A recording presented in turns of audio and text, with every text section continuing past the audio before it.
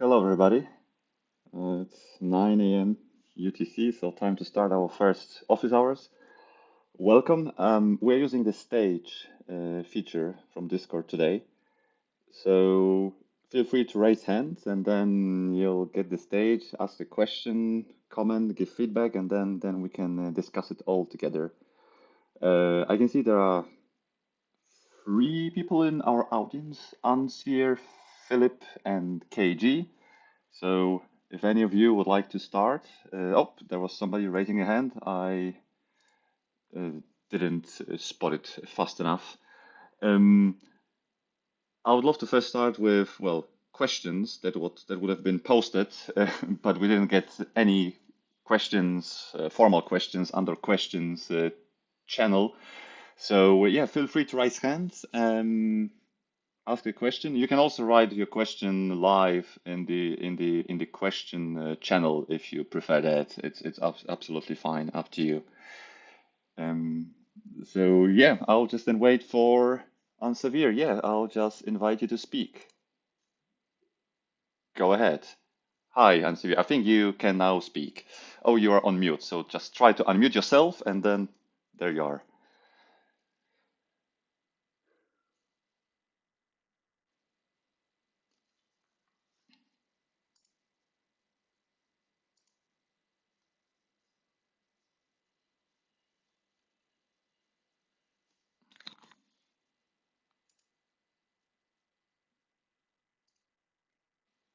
Did you try to say something, Ansavir?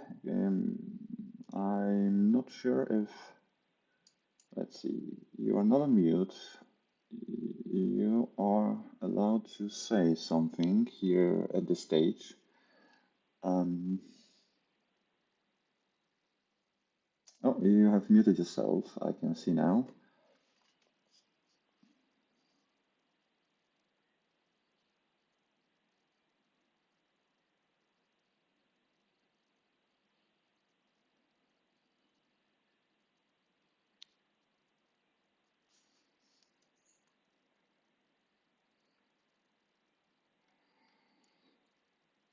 Okay, there is a question coming from Philip. Hi, Firefly. Hello. You have yeah. Don't worry, guys. You can just type questions in the questions. I have the mic, so we'll only chat if that's right. That's absolutely fine. I'm new here, so I'll probably not bring an interesting question. Looking around now here, there is 6 hour timeout. 6 hours timeout. Oh, in the questions. I see, understand. Um, good point. Give me a second.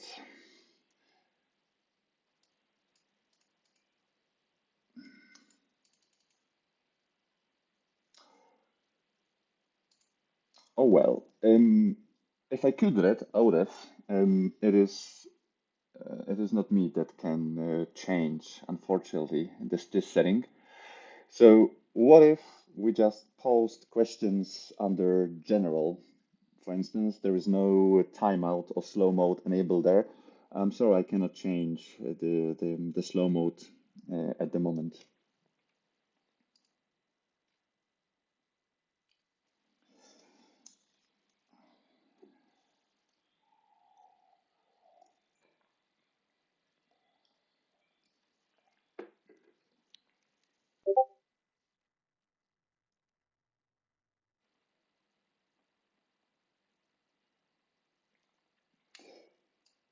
I will do that.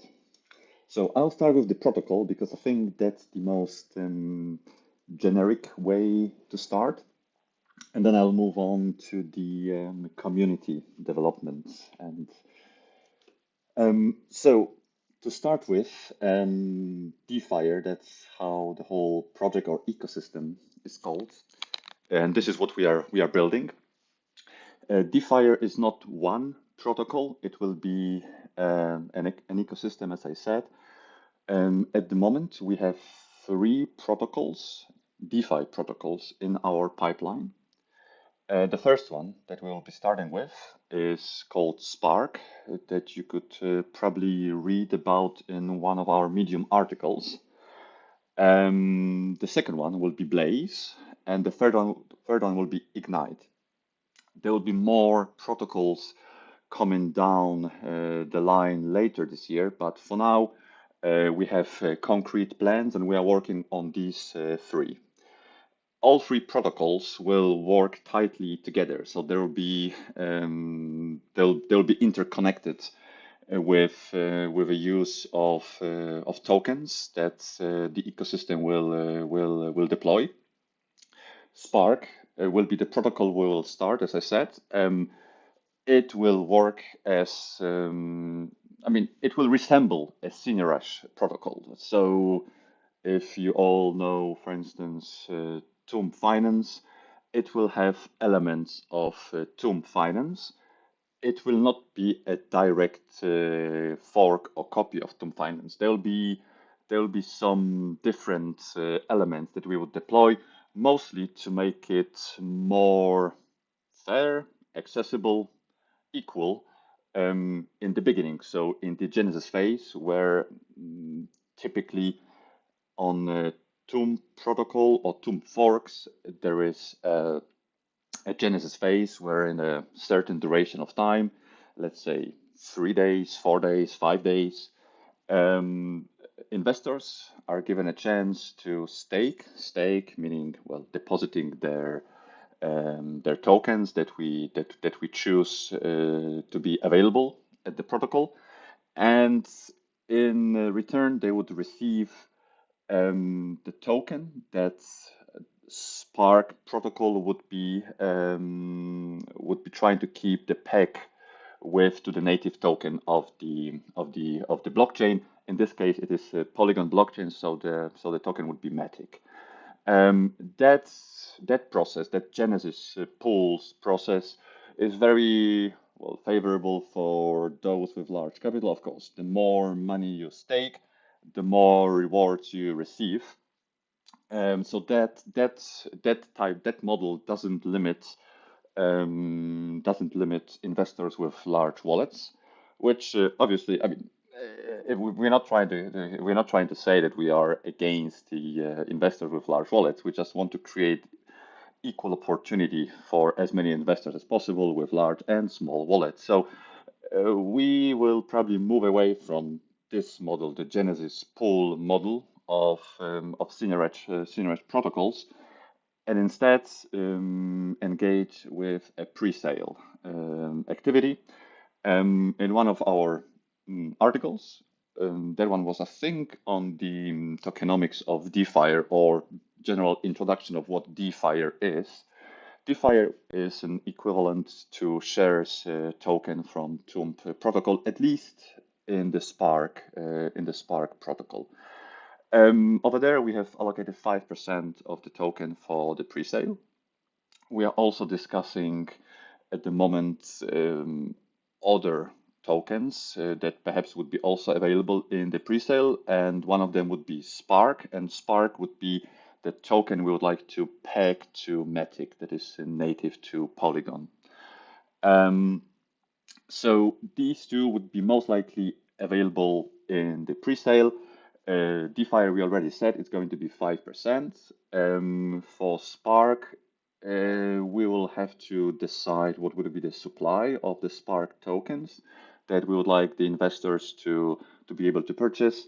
Obviously, there'll be a discount available when investors purchase Spark tokens, and then later on they would be able to use those Spark token once our Spark protocol is live to engage in the liquidity pool and stake their Spark token together with Matic to earn DeFi rewards.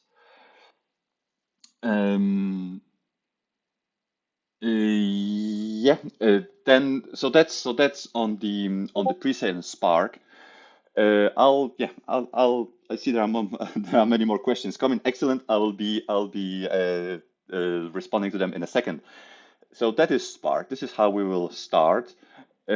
there are many people asking when the pre-sale and when protocol launch. I understand everybody would like to know the date. These days we are working on the details of the pre-sale, on how it is going to work, what tokens will be available at which price or which discounts compared to the native token, and we will also be given the time frame for that. Um, I don't want to be promising any dates, concrete dates here, but I mean we are weeks, I mean weeks, 2 3 weeks from the pre-sale most likely. But the concrete date will be released in the announcement and the Medium article that will come along. And then from there, from the pre-sale itself, probably we're looking at another 2 weeks perhaps for to the protocol launch. So I think this is sort of a rough timeline we are working with for the Spark. Then we have Blaze. Blaze is what we like to call a sort of a heart of the whole ecosystem. This is where most innovation, at least for now, will take place. Not that we're not trying to innovate with regards to Spark and altering Senior Edge protocol that we are doing too, but Blaze is something unique that we don't think exists at the moment in the DeFi space. So so Blaze will be a protocol that would be offering, we call it containers, containers that would contain different assets that investors would be able to purchase. So imagine an investor comes and sees, yep, there is a container called Ethereum Killers. We have a code name for one of the containers, Ethereum Killers. That container would contain assets like Phantom, Sol, Matic, Avalanche, and Luna. So let's say five main blockchains, that decentralized blockchains, I wanted to say, so that are in competition to Ethereum. So when investor purchases such a basket, obviously gets an exposure to all the underlying tokens. Investor deposited 1,000 USD, receives equivalent of 1,000. I mean, the container then purchases assets that are part of it, equivalent to this 1,000. So there is 100% coverage in those five tokens that I mentioned. They are then later deployed to different staking opportunities, protocols, where those assets that were engaged with would be earning yield. Here we are most likely only going to be engaging with single asset staking, so to eliminate any risk of liquidity pools, and obviously staking with only, I mean, only trusted and checked protocols that have high TVL. So what the investor receives in return is obviously the exposure to those five coins, also the yield that those five coins generate, minus a fee that the protocol would charge for the service. And also in our first 18 months period, we have DeFIRE rewards also allocated to those Blaze containers. So DeFIRE rewards, and this is where already the interconnection between two protocols protocol comes. The DeFIRE token would be earned at Spark, but also at Blaze. Then the third protocol, if I just close on this, the third protocol called Ignite. It is somewhere later down the year, probably around middle of the year, maybe second half of this year. Ignite would be protocol where you would be able to get self-repaying loans. Something similar, if any of you are familiar with Alchemix from Ethereum. So the functionality would be similar. Uh, Basically, in very briefly, how it works. You come with 100 or 1,000 USD. You get a loan of 500. Well, and then what happens is that you receive a date when your deposit is going to be released for you, and that, of course, the date is variable depending on the yield that is being generated from those $1,000 originally deposited. So what the protocol does takes your $1,000 and deposits, just to take an example, on Curve. And over there is a certain yield for on your $1,000, and that yield is used to repay the loan that you received, those 500 USD. So there is no interaction required from the user, and the deposit is released linearly. So with each epoch, there is a portion of the deposit released, and the deposit is fully released when the loan is fully paid. And for now, I mean, looking at the yields Curve offers, I think it's not Curve, it's actually Year in Finance in the case of Alchemics, but looking at the yields being a couple of percent, probably like 7, 8. I think the payback time is a few years, so 4 or 5 years or so. So that would be the third protocol. Here, obviously, we would also like to incorporate that assets from Blaze, so those different containers, would also be able to function as collateral under Ignite. Here we have to work out the details, but certainly we'll start a safe way, meaning that we'll be accepting only collateral in form of stablecoins. So if there is a container in Blaze that engages with stablecoins, then that container would be able to be used as collateral in Ignite. We don't want to risk or expose anybody unwillingly, perhaps, to liquidation risk. So therefore, we would not be accepting to start with to any tokens that could lead to liquidation of a loan. So we're not saying that we're not going to introduce it in future, but first, just to get everybody familiar with the functionality and how the protocol would work. Stable coins or equivalent of stable coins would be accepted first. So that was about the three protocols. So if I go back to the questions, that was the protocol. So yes, the community. So the community, I would imagine you ask the decentralized autonomous organization. So we dropped recently, 2 days ago, an article on DAO 2.0. So this is what we like to call our DAO 2.0 or DeFIRE DAO. Just to make it clear, the DAO we recall or we refer to has nothing to do with protocol or forks or anything that has to do with those projects.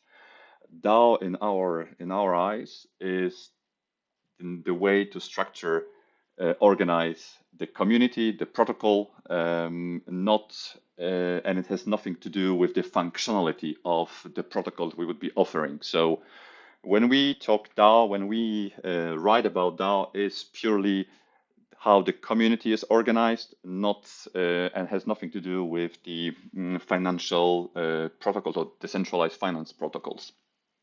So having said that, what are the plans for the community development the next 2 months?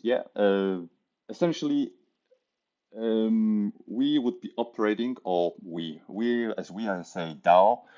DAO will be operating in forms of core units or teams. Each team will receive a team leader. For the time being, there are 3 team leaders, which happen to be also the founders. We are in the process of finding more team leads that would like to help us drive the project forward.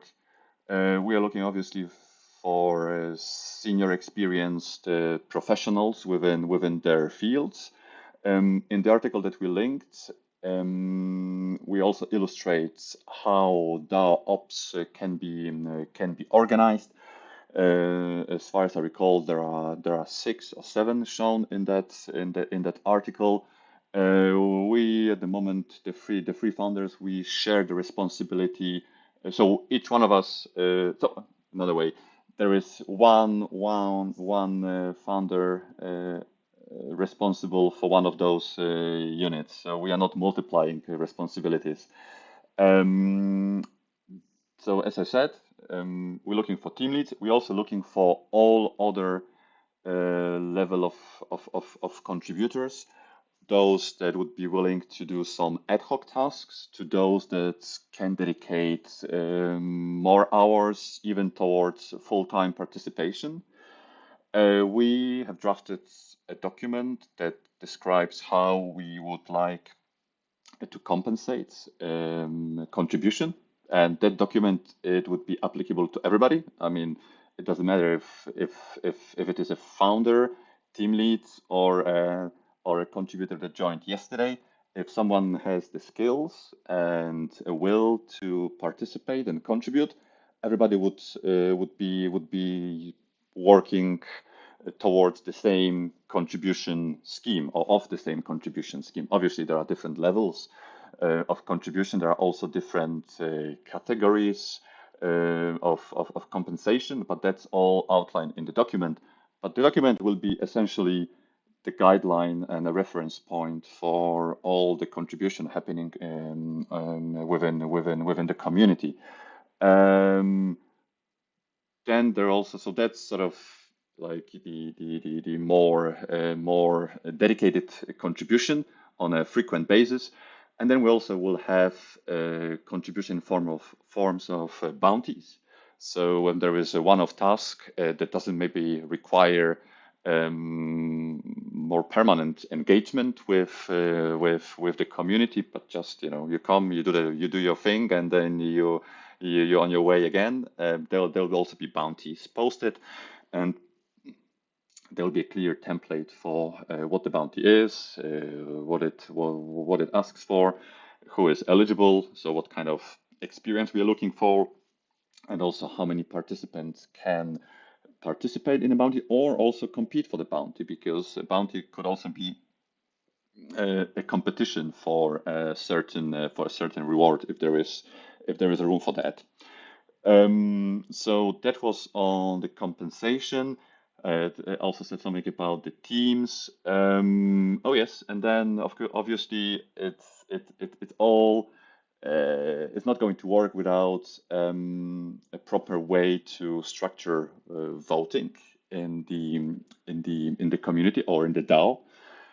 So the voting, we actually would like to start with the governance, so give the community a right to vote already after we have closed the whitelist for the pre-sale.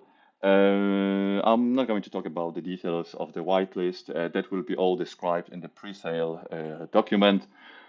It is not going to be very complex and challenging whitelist. It will be a very straightforward and simple way to decide who is eligible to participate in the pre-sale. But my point here is that whoever is going to be eligible for the whitelist will receive a temporary governance token. That governance token will then will of course let you cast one vote. It is non-tradable token. It has no monetary value. It is only to be used for initial governance before the actual tokens, protocol tokens, are distributed to the users. And that voting will concern things like approval of our plan for the pre-sale, for the launch, approval of a compensation scheme for the contributors that I just mentioned. So already these things will be subjected to the community vote. Here, one person or one wallet approved for the pre-sale will receive one token. So here there is no way to manipulate or collect voting power in or large voting power in one in in the hands of the same person. So this is how we would be engaging with the community already within the next 2 weeks or so. Yeah. Oh, well, thanks, Philip. um, yeah, sure.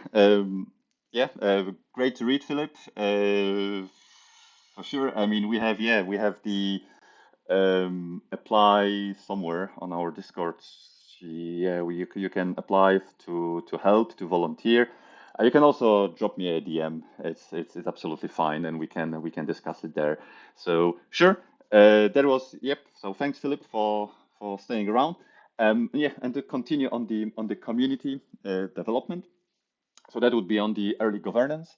Once DeFIRE token is distributed, so after the protocol launch, so then the DeFIRE token from the presale will be distributed.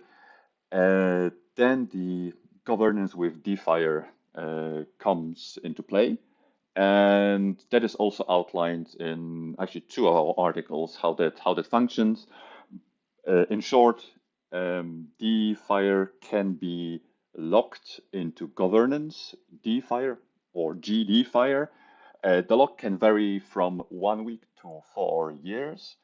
Um, so the longer you lock your DeFIRE, the more GDFIRE you receive. So if you have 100 DeFIRE and you lock it for 4 years, you receive 100 GDFIRE. So you receive full equivalent of your DeFIRE in the governance token.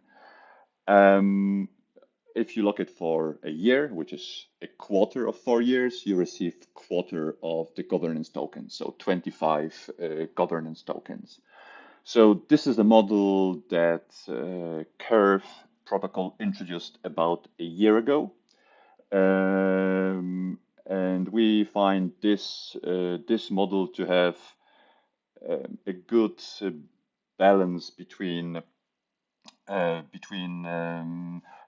this voting model have a good balance between having users committing to the project, because even if you have a large wallet, even if you have collected many DeFiers, but only if you lock your DeFire for a week, and 1 week is 1/200th of 4 years, so you only receive 1/200th of those DeFire in the governance token.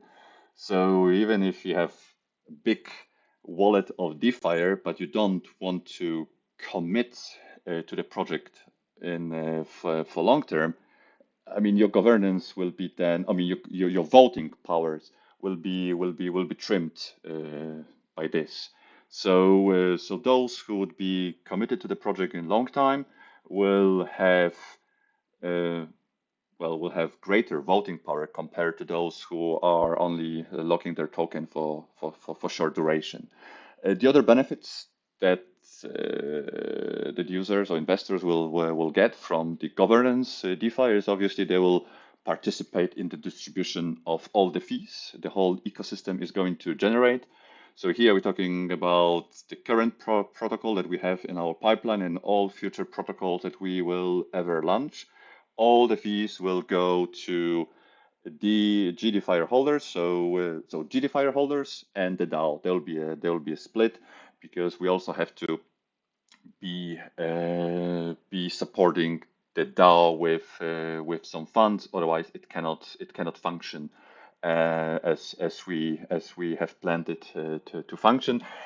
But most of the fees from all the protocols would go to those who who have locked who has locked their DeFIRE into the governance token.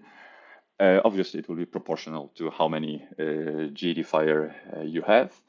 And there is also the third use. So the first use is the voting. The second use is the claim on the fees from the ecosystem. And the third use is that you would be able to boost your rewards from Blaze protocol that I mentioned, that I explained earlier. So the one that that will have containers of assets. And again here, the longer your lock for DeFi is, the higher boost you receive to your rewards from Blaze protocol, and the boost can go up to 2.5, and obviously that comes with the maximum 4-year lock, but it's not. But it also compares to how many DeFi tokens you lock compared to the capital you have. So it's not going to work that if you only lock a single token, but you have a 1 million of TVL locked in Blaze, you are not going to receive the boost to 2.5 on your 1 million staked in the Blaze. There is a ratio of how many DeFi you would have to lock to receive full boost for your capital. I will not recall now how it works in details. There is a formula that calculates that, and details will also be released in articles to come. So that was the third use of the governance token. Right. So that was on the token, the community. So who was the original question coming from? Oh yeah, it was Ansvier. Did I answer your question, Ansvier? Um,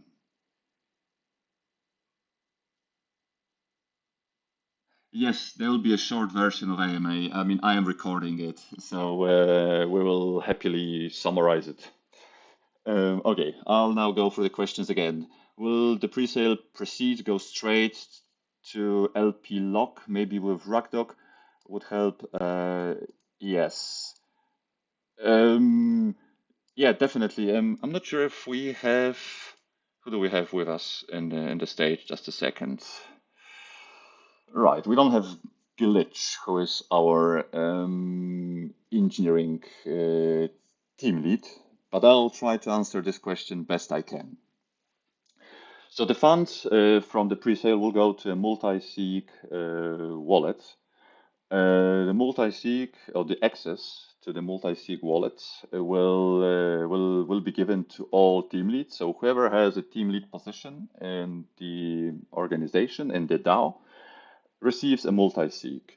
On top of that, we would also like to engage with 2 external multi-sig holders. So there'll be a combination of the team lead multi-sig and extra multi-sig. The way it's going to work is that for each transaction, and here we're not talking like each transaction like small again, I mean, just to go back, there'll be a plan that will outline how the funds in within from the presale will be used and then distributed. So any transaction that that follows the plan obviously will have to be confirmed by the multi-sig. We'll set up certain limits above which the multi-sig have to be engaged. So there is a smooth operations during that period between the pre-sale and the launch of the protocol. But any outgoing transaction from, let's say, the wallets that the multi-sig controls to some external wallets will have to be confirmed by a multi-signature, and it will be a combination of the team lead signature. So let's say we have 4 team leads, 3 out of 4 or 2 out of 4 will have to confirm the transaction, and separately to the team lead signatures, we will need to have one of the 2 external multi-sig to confirm the transactions too. So there will always be a combination of internal, by internal I mean team leads, and external third party holders that are not part of the team. The external, this could be some influencer figure from the DeFi space. It could be somebody that is being picked by the community, from the community itself, a person who is engaging in the discussions, who is trusted by the community. Could also be a person to hold a multi-sig. So there'll be solutions to that, to mitigate, you know, any possibility for for the team to decide, all right, we now take the funds from the pre-sale and just disappear. So that will not be the case.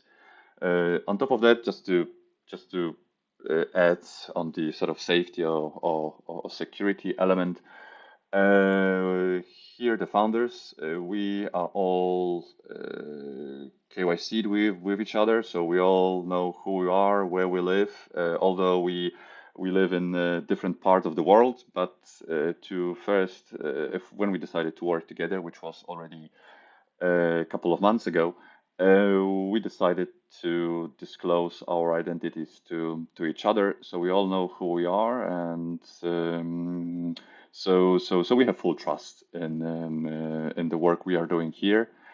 We will also do an external KYC, or actually one of us will do, because we decided that this is sufficient, because, well, if one of us is externally KYC, then that person has all the necessary personal details of the other two, if that is ever going to be requested by anybody. So there is so that is covered. We have an announcement, or perhaps a question under um under official information, transparency. All right, now I cannot find it, but somewhere on our Discord, Phoenix has posted a little bit of information about a KYC process that we are exploring it with three different providers. Ragdog is one of them, as who mentioned Ragdog in the general chat. Just a second. Nevertheless,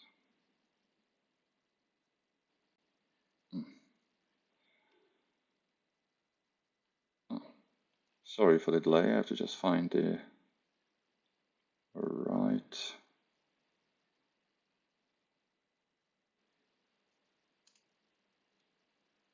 Oh, oh well. I guess apparently I cannot find general chat at the moment. Funny. Oh, there it is. Yeah. So the question came from, yeah, Philip. Cool. Um, All right, then we have the next question. Unsphere, Firefly would like to collab with someone. If, say, give some privileges to Lobster DAO, for example, you could get some quality feedback. I would like to collab with someone. Yeah. Yeah, well, certainly. I mean, okay, so that's about partnerships, I believe. Okay. I don't understand if I don't know if I understand the privileges. Uh, But let me do my own interpretation of that. So perhaps Ans here asks if we would offer Lobster DAO perhaps some financial incentive, then they could give us some maybe feedback to what we are doing, and or perhaps promote our project. That's my understanding of this question. Um, Yes, we are considering and we are working on partnerships.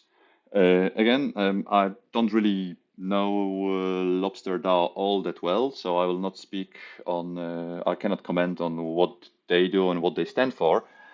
But we have partnerships in the pipeline and being discussed at the moment with again, not knowing what Lobster DAO is doing, uh, but with probably a little bit more established names in the business than Lobster DAO might be. I might be absolutely wrong. Maybe Lobster DAO is uh, it's a very large project known by everybody but me, so my bad. But at least with the protocols or the partners we are discussing with are in the space for some years. So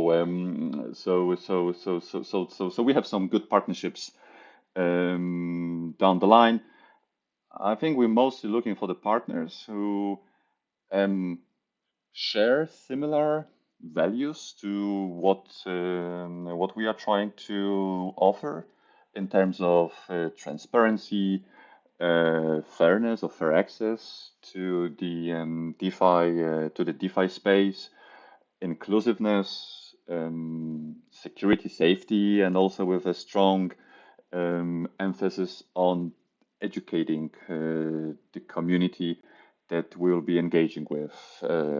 Obviously, not perhaps the early users that we have at the moment. I mean, those we know are uh, most likely experienced users in the DeFi space. But down the line, we have a DeFi Academy planned, and this academy will be here to also educate users that are new to the DeFi, that actually never tried anything of blockchain and DeFi. So we have an ambition of reaching out to investors from traditional banking and then bringing them on to the DeFi space. And Blaze protocol would be the place for them to start because eventually it will be the most probably very simple way to start your DeFi journey by just choosing a container of your choice with perhaps a certain defined risk parameter. So there would be, I mean, I would think each container would be categorized by risk, and a new investor comes, probably even could be able to deposit their funds with their credit card. Of course, that requires some partnerships with a payment service, but deposits their funds with a credit card and then simply chooses the basket or the container they like, and that's it. And then they keep exposure to the underlying assets and also collect yield from those assets. So yeah, that's a plan for future. So as I said, partnership, yeah, we have them in the pipeline. For now, mostly with protocols that share our visions and are trusted and uh, and has been on the market for quite some time. Excellent. So yeah, the DAO.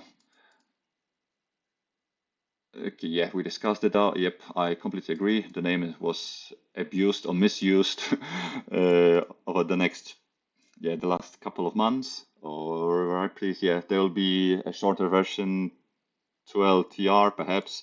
Let's see how short it's going to be. Thanks for the intro. Gotta go. Thank you for the answers. Excellent. Yeah. Well, we still have 15 minutes more of the planned time. So if there are more questions, feel free to post them under general. Let me see. Yes. No questions are the questions. Under general, if there is anything new, no, there isn't. Um, let's see. So, Mr. Science, Surfacing, KG, Yuri, and Severe, would you like to hear about something more? Perhaps a topic I could explore? If you could give something of your interest, I could do that. Oh, you're great. Thank you. I love to hear. I love to hear. Um, So yeah, feel free to post. I mean, I would love to talk for 15 minutes more if you just give me a topic then of your interests that has something to do with with our project. I'll be happy to explore it. There is something. Ah, bonding mechanics. Sure, surfacing. Good question. So, bonding, as far as I recall, that is very much associated with projects and all the subsequent forks. Um, if I have any specific view on that, I don't think I have. I mean, with regards to those projects, um, I was myself an investor in some of those projects. Uh, well, I'm not going to perhaps be. In the end, it was a fine learning experience, so to say. At least I took valuable lessons from there. That perhaps a conclusion that well, you can't just offer uh, infinitely, you know, high returns to everybody because well, those returns have to come from somewhere, and that somewhere is well, probably new users. So that was my personal conclusion. The bonding mechanism, the only thing that I've noticed and know is that, well, at the time I was engaging with those protocols, they were not that great in a way that, well, they were negative. So for me, there was no real use of the bonds over there. In the context of our project and DeFIRE, we have discussed bonds or bonding. Um, but not in a way bonding is known from OM protocol or all the clones or forks has. What we discussed is that it would be a possibility, perhaps. I mean, now it's just some loose details. We don't have it all planned, but um, the DAO itself will also receive some DeFire at the launch. I think it was 10% of the total supply. So the DAO, the DAO organization, or the organization, the community will hold, the treasury will hold 10% of DeFire. Ideally, those tokens will be locked into the governance tokens, or most of it, so the DAO can receive fees from all the different protocols through the governance DeFi token. So that we hope is going to be sufficient to maintain a sustainable DAO community. So there will be enough to cover different expenses, different compensation for contribution, and so on and so forth. If there will be some, subsequent significant investment required, let's say to build a new protocol, absolutely something groundbreaking that requires a large financial investment, so to say. Then obviously Ferris will have to be approved by the community. But let's say this we have in place, community has approved, then then then there will be an approval, let's say, for the DAO to use to sell perhaps some of the DeFi it holds to finance perhaps future development. And that sale of DeFi could be arranged in form of bonds. So instead of selling it to liquidity and impact the price of the DeFi, the DAO can choose to issue bonds, or another way, sell DeFi directly from the treasury to interested investors without engaging with the liquidity pools, so AMMs, not to impact the price. So we discussed bonds in that context, and not in the context uh, forks are using it. So I don't know if that answers the question, but that is what I can maybe say about the bonds.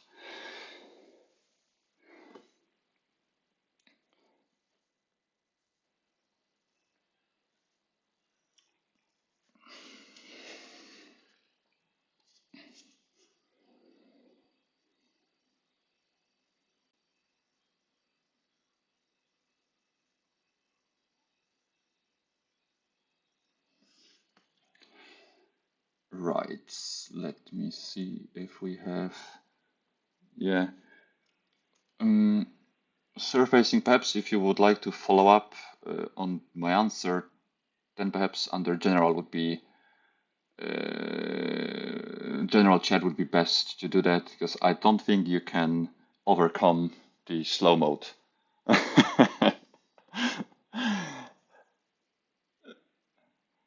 um,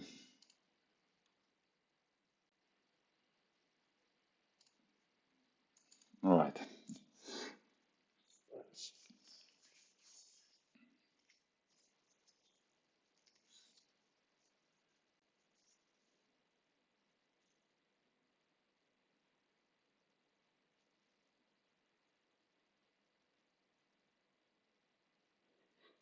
Yeah, absolutely agree. I mean, look, guys. I mean, ultimately, the founders. I mean, the way we started discussing and thinking about DeFIRE is, I mean, we were, or we are still, investors in the DeFi space. I mean, we invest our own capital.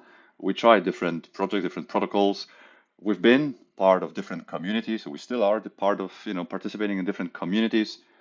I mean, we observe, right? And then we observe what is good, what is bad, and we simply decide, I mean, why don't we simply make a project that tries to basically, eliminate all those shortcomings the other project has. It cannot be maybe that difficult. I mean, it's not also that simple, but we just try to launch a project that we would want to engage with ourselves as investors, if that makes sense. So yeah, I mean, we don't want to do any Ponzi's. We don't want to do anything, for that it would be lasting here for the next month. I think we want to build here something that will stay with us for quite some time, and that has also potential to grow, and to also serve. Let's say, I mean, now it's going to sound very ambitious, but to serve, a greater purpose. So let's say perhaps. Um, Give access to DeFi space to to investors that have never engaged with blockchain, for instance, right? So, all right, well, still some minutes to go, so feel free to squeeze one or two more questions.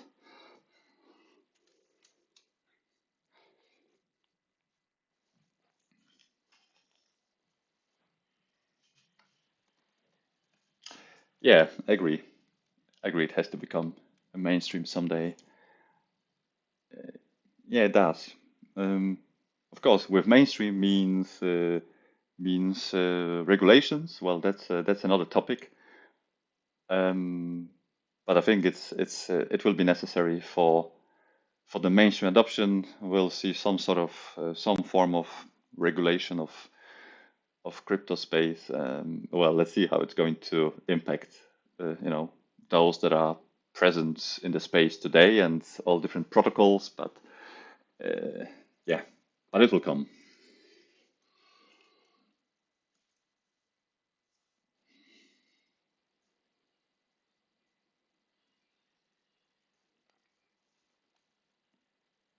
Yeah, it will be. It will be. Um, all right. Well, so anybody, the last 5 minutes. So feel free to still post something. Um,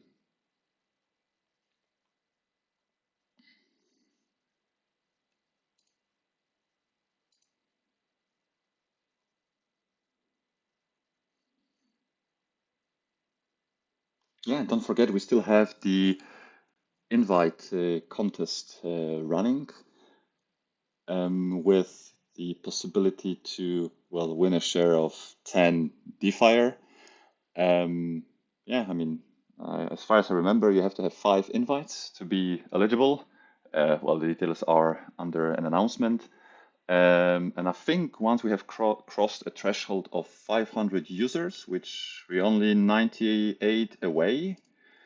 Let me see what this announcement says. Okay, so at the moment we have 400 users, members, new members. Okay, it says new members join. So we are somewhere between 6 to 8 DeFire available at the moment to share as the reward. If we get about 100 more new members through invites, then we'll access this 10 DeFire as the reward, and that will be shared between. Let's see, eligibility contributors. Yeah, who will be?